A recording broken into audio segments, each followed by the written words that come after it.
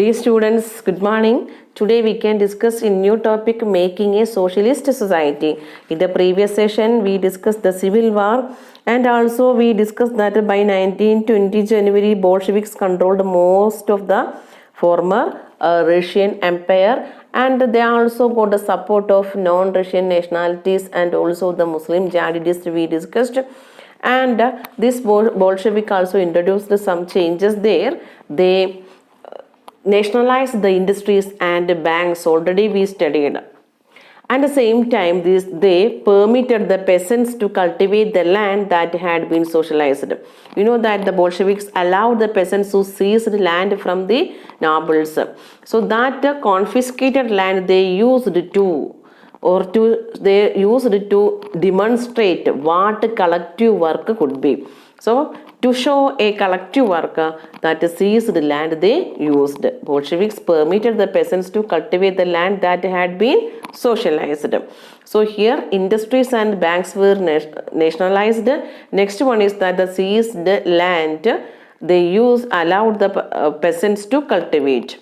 The next one is that the next step taken by the Bolshevik, that was a process of centralized planning was introduced. That means here officials assessed how the economy could work and set targets for a 5-year period. So here officials for the development of the economy they set targets for a 5-year period. That means within this 5 years that plan they completed. And on the basis of this, they made the 5-year plans. So within this 5 years, they will complete the target.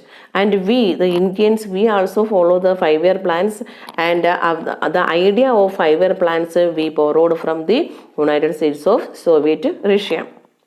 And here, the government fixed all prices to promote industrial growth during the first two plans. The first two 5-year plans. The first plan started the 1927 to 1932 and second plan 1933 to 1938. During this period, the government fixed all prices to promote industrial growth. This centralized planning led to economic growth. So, what happened? A particular target they will fulfill within the 5 years. So, this centralized planning led to economic growth. Here we can see that the industrial production increased between 1929 to 1923 by 100% in the case of coal, oil and steel. So what happened? The 5-year plans helped the increase of industrial production, and that we can see 100% growth in the case of oil, coal and steel. Then new factory cities came into being in Soviet Russia at that time. But at the same time, how this development affected the life of the workers we have to discuss. Rapid construction led to poor working conditions.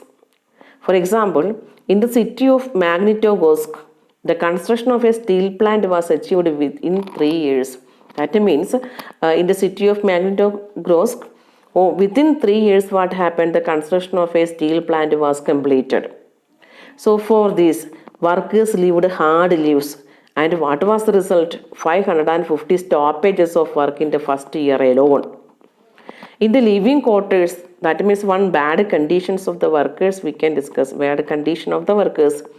In the winter time, that much cold there at 40 degrees below. So temperature 40 degrees below. People had to climb down from the 4th floor and dash across the street in order to go to the toilet. So that much difficult conditions the workers faced during the centralized plan. At the same time, we have to tell about what the government do for the improvement of the workers. An extended schooling system was developed.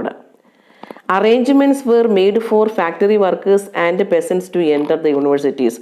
So what were the things that the government provided for the workers? First one is that an extended schooling system developed. Then arrangements were made for factory workers and peasants for their higher studies in the universities. Then next, crushes were established in factories for the children of women workers. For the children of women workers, crushes were established. More than that, low-cost health facilities, cheap public health facilities were provided.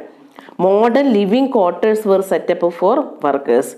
Other than that, model living quarters were set up for workers. So for the benefit of the workers, government done a lot, but the effect of this, it was uneven. The thing is that the government resources were limited. The government resources were limited. That is why the government reforms for the development of the workers, that was uneven. So what were the things done by the government for the development of the workers? Extended schooling system, then allowed arrangements made for the workers to enter the universities, crushes established in the factories for the children of women workers, cheap public health care was provided, modern living quarters. But here what happened? The effect was uneven because the government resources were limited. So dear students, making a socialist society, the Bolsheviks introduced a lot of reforms.